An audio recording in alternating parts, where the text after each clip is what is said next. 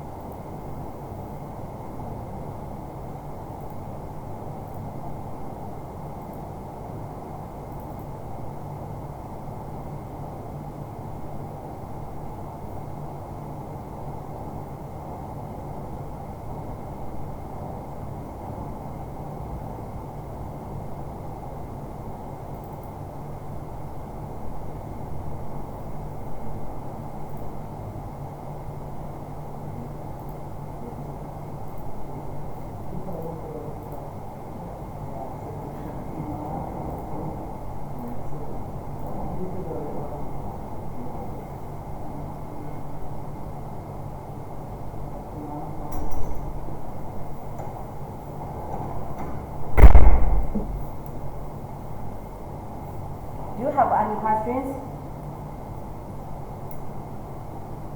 Because the load demand, here let's have a look at the example. The load demand is 550 megawatts. Here for the stage 1, stage 2, stage 3, also stage 8 is infeasible because for the stage 8, the minimum power generation is 600 and for the maximum power generation is 1,500 megawatts, so it's infeasible, okay? So we have the stage 4, 5, 6, 7 are the 4 possible states that we can have the generation for. For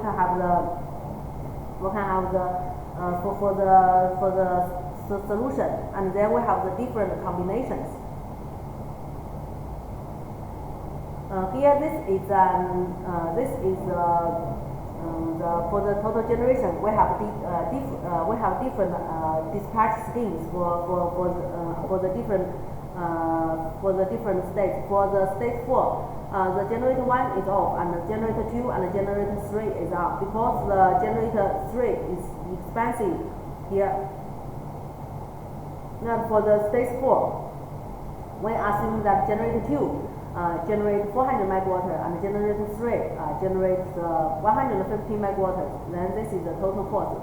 And then for the stage 5, that is generator 1 on and generator 2 and generator 3 are all turned off. And then generator 1 generates all the generation. Here, generator 1 generates 550 megawatt, and then the total cost is $5,389. And then for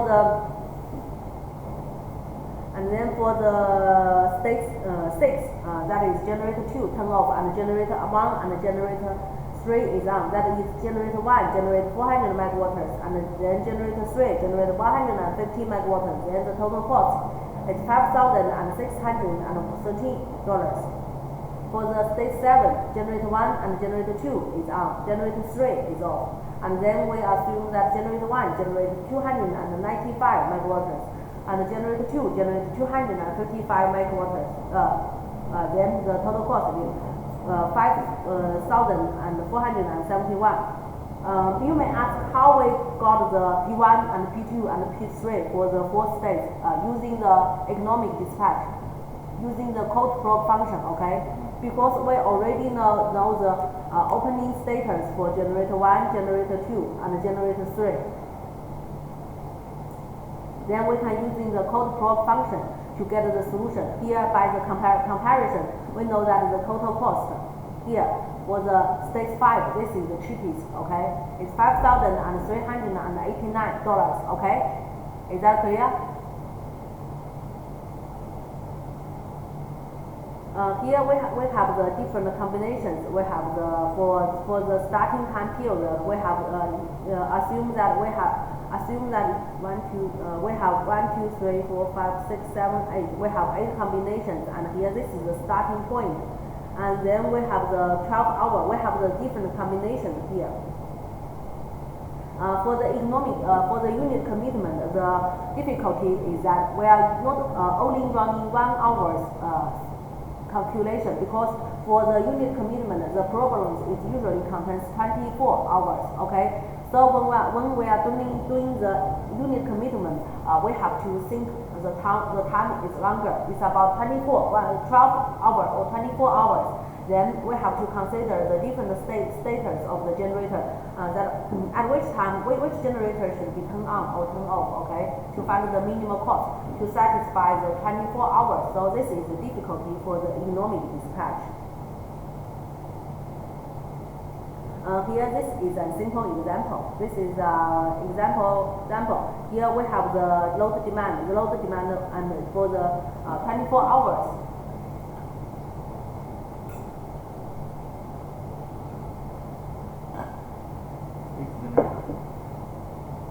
And then we can find that in the middle night, in the 1 hour to the 6 hour in the morning, the load demand is comparatively low, and during the peak hour, from 12 in the afternoon to 8 o'clock in the morning, the load demand is comparatively high. Okay, so this is the load demand. Here we have 6 generators.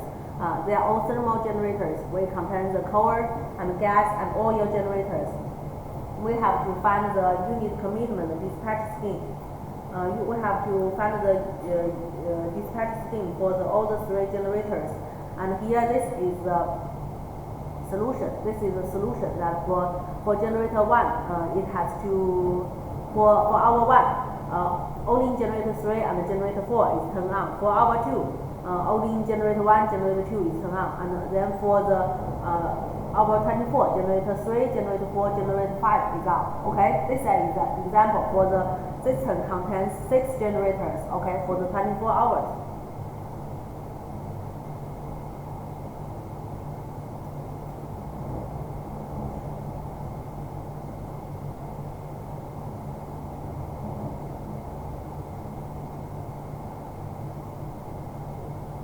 This is a constraint for the unit commitment. We must consider the unit constraint, the system constraint. Some constraint create links between the time period, so that the different time period is not independent. It has to depend from each other. We have the startup and shutdown cost, because for the generator, if we turn on a generator, we have to pay as an extra cost. Also, if we turn off a generator, we have to pay the extra turning off cost. Okay, and here we have the cursive of the dimensionality.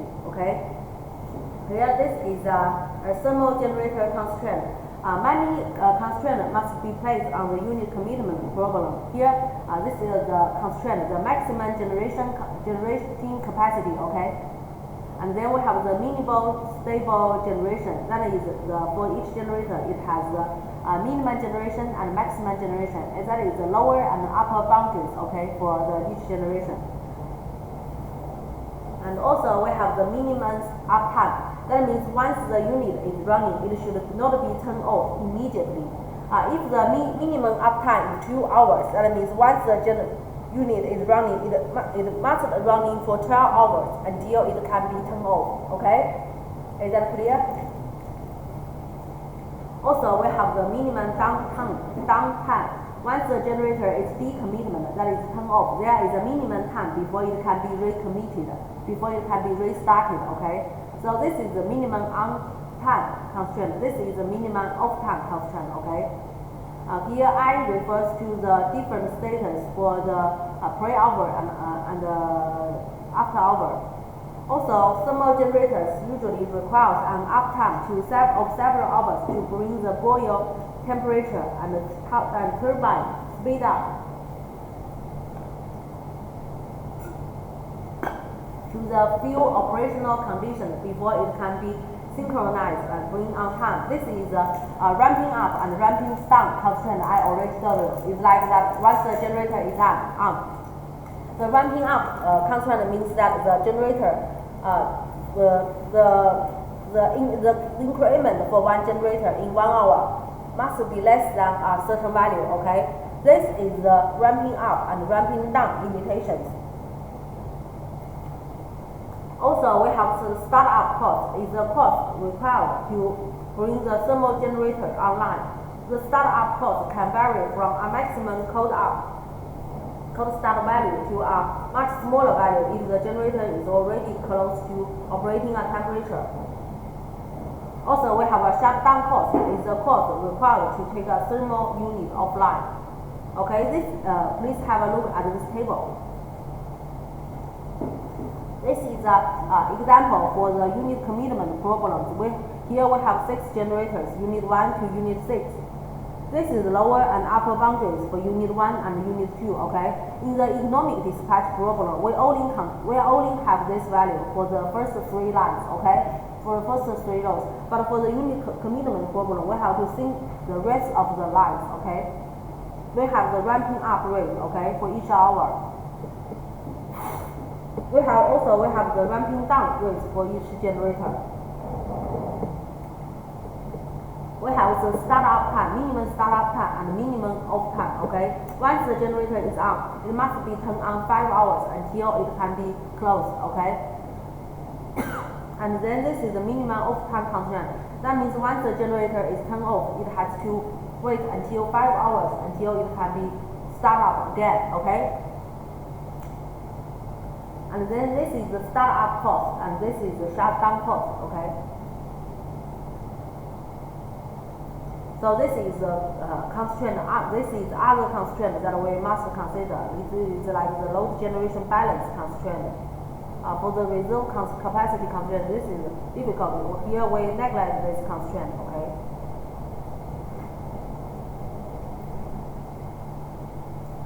So here this is how to solve the unit commitment problem. For the unit commitment, the decision variable is very complex. It also is a combination of integer and continuous variables. We can have the decision variable represent the status of each generator and each period. Also, we have to decide the generation for each generator during each period. Okay, so it's complex. This for the first is the status is 0 and 1 in variables. Once the value is 0, it means that the generator is off. Once the value is 1, that means the generator is on. Okay, is that clear?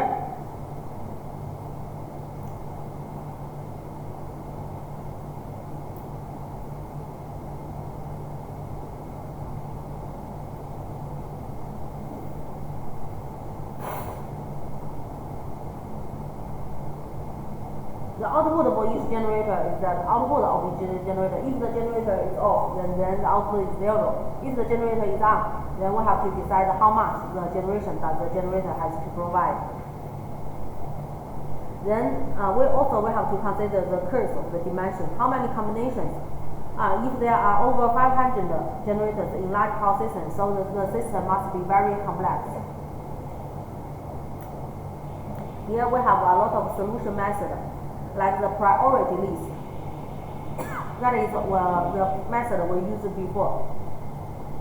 We list all the possible status for the generators and then we find out which status is best for the solution. Okay, this is called the priority method.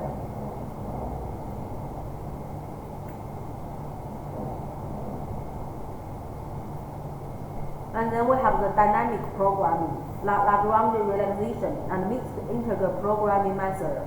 Okay, these are the different solution methods. This is an example. We have 3 generators. This is their input value. Okay, and this is their initial status. Okay, the minimum startup and downtime for the generators. This is the load demand. Here we assume we only consider 3 hours condition. Okay, I will leave you 1 or 2 minutes. You can think about the problem, okay, and then consider how to solve this, okay.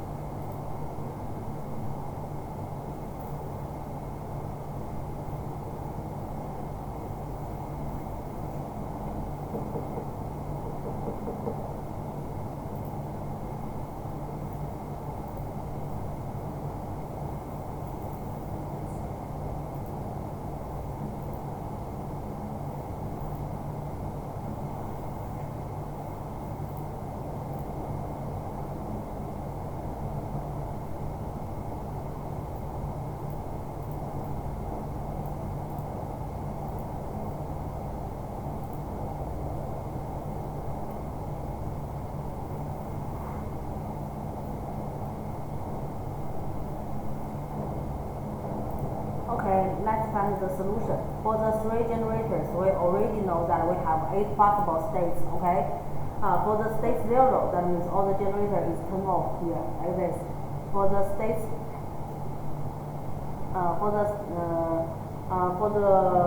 this is for the, yeah, okay, when this is for the number 8 state, then all the generator is on, okay?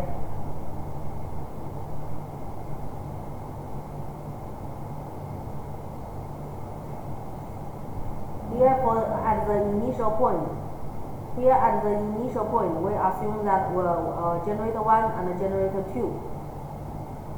Generator 1 is on and generator 2 and generator 3 is turned off. That means we are starting from this point. Okay?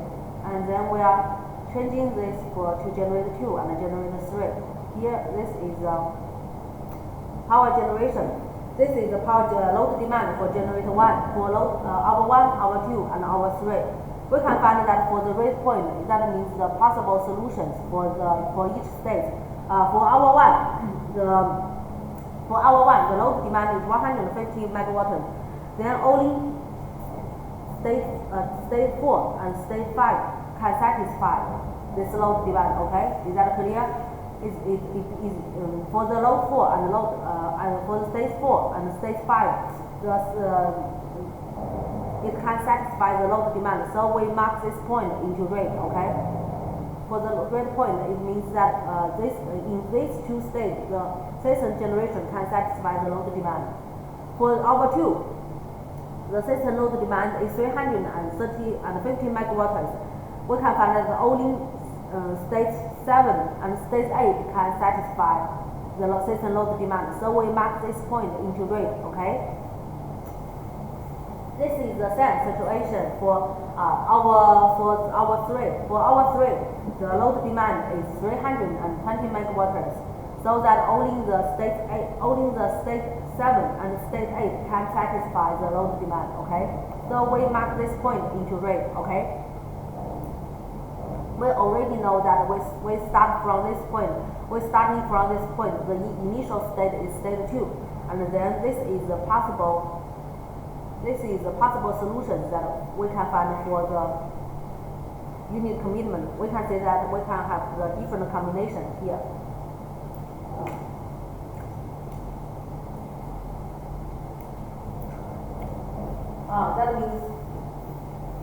That means we can start from this point. We can go this way to satisfy load demand, or we can go this way, Okay.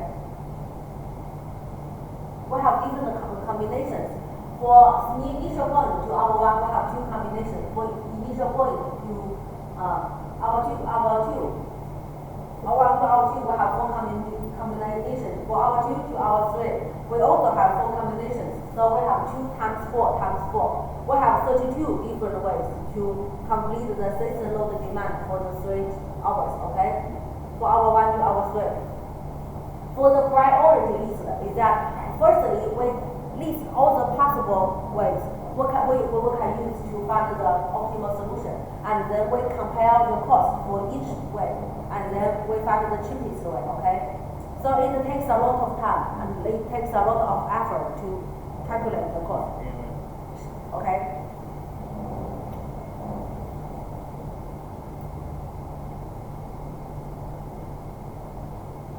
Here, this is a possible state we have, because we have the turning up and turning down constraint. Because in the generator 2 and generator 3 is turned off. Once it's turned on, or if we want to, and then generator 1 is turned off between our 2 and our 3, so that we have consider these limitations. Then we only have this possible ways. That means starting from this point to our 2, then to our 3. 1, 2, we can have only 1 times 1 times 1 times. We have only 2 combinations. Then this is the cost.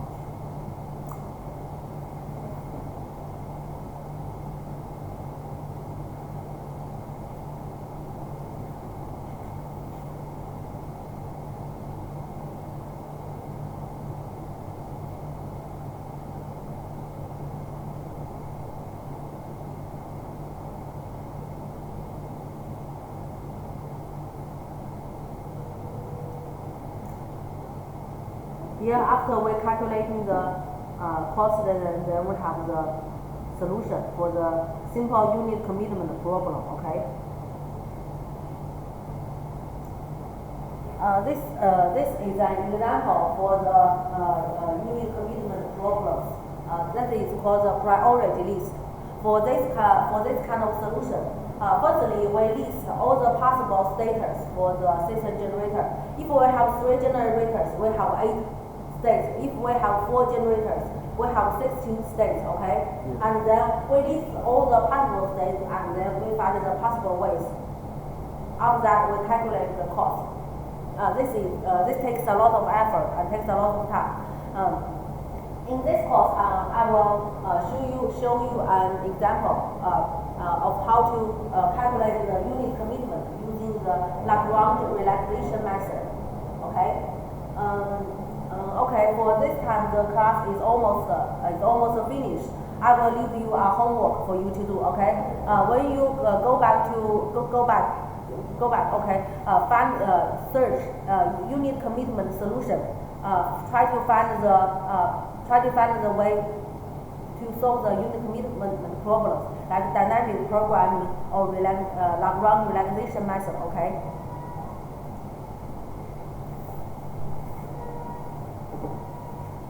Is there any programming element? Firstly, you have to consider this about yourself. Okay. I will teach you next time. Okay. Now let's have a look at our homework. This is to carry out the unit commitment problems using the whatever program you are familiar with. MATLAB is okay, also Excel is okay. This is a power system contains 3 generators. This is the coefficiency, okay? This is the load demand. Also we have the ramping up, ramping down constraint, okay? We're neglecting the spinning reserve, okay? So this is simple.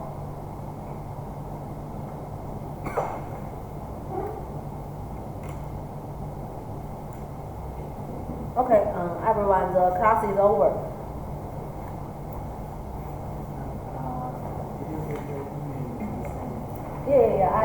I received all of your emails, okay? For the task C, everyone remember, for the task C, it's not compulsory because unit commitment is very complex. It's optional.